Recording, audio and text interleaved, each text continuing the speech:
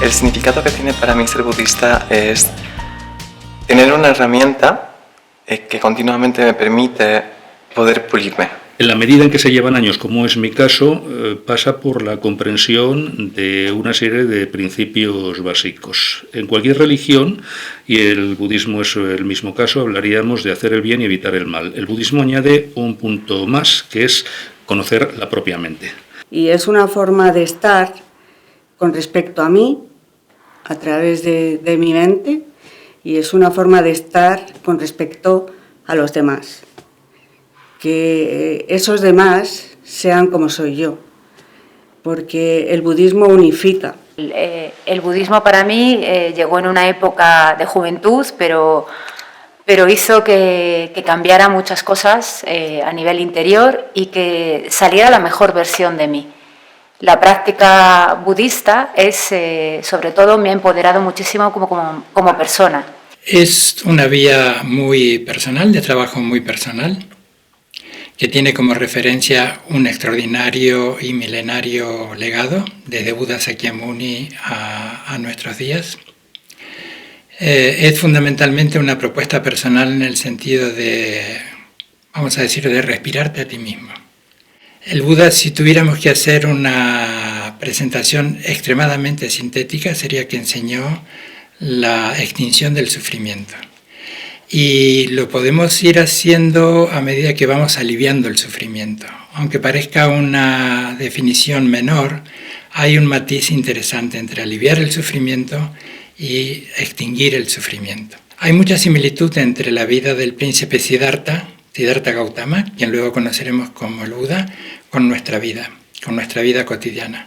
Han pasado 2600 años, pero las situaciones de sufrimiento, de inquietud, de insatisfacción, es una constante en el ser humano. Pero en realidad el Buda explicó de una manera muy sencilla, en un lenguaje muy sencillo, muy cercano, una profunda verdad. Las 4 nobles verdades son la noble verdad del sufrimiento, la noble verdad del origen del sufrimiento, la noble verdad que conduce al cese del sufrimiento y la cuarta, que es la noble verdad del octuple sendero.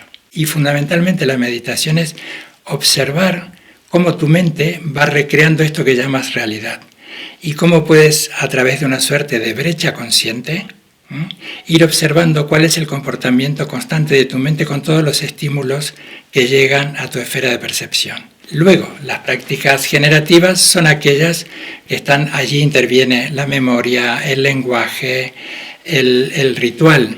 Pues hablar del budismo en España es hablar del budismo.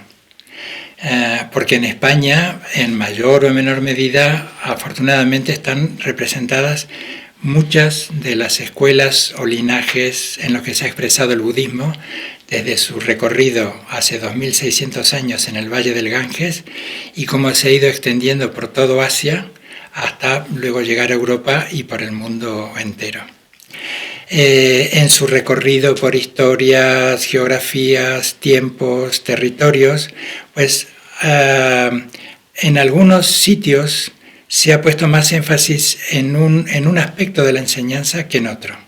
Pero no nos diferencia a tal punto de hacernos sentir como estancos o autónomos. A todos nos atraviesan exactamente las mismas enseñanzas. En Europa y en España, pues el budismo zen, el budismo que conocemos como el budismo tibetano, el budismo vajrayana, pertenecen a una misma familia, al budismo mahayana, solo que han tenido un recorrido el budismo tibetano, obviamente Tíbet, de los países del Himalaya, y el budismo zen o el budismo chan, pues nos remiten a China, a Japón, y las escuelas primeras, las escuelas primigenias, las escuelas del bosque, de todas las que hubo, hoy perdura la escuela Theravada. Podríamos decir que la práctica budista como tal, a nivel más popular, arranca en España en los años 70. Dadas las circunstancias políticas, no era posible en aquel momento ni abrir centros ni, por así decirlo, legalizar la situación del budismo en España. Posteriormente, con la Constitución española y muy en concreto con una ley suya de desarrollo, como es la Ley Orgánica de Libertad Religiosa, se crean las iglesias y federaciones budistas a nivel legal.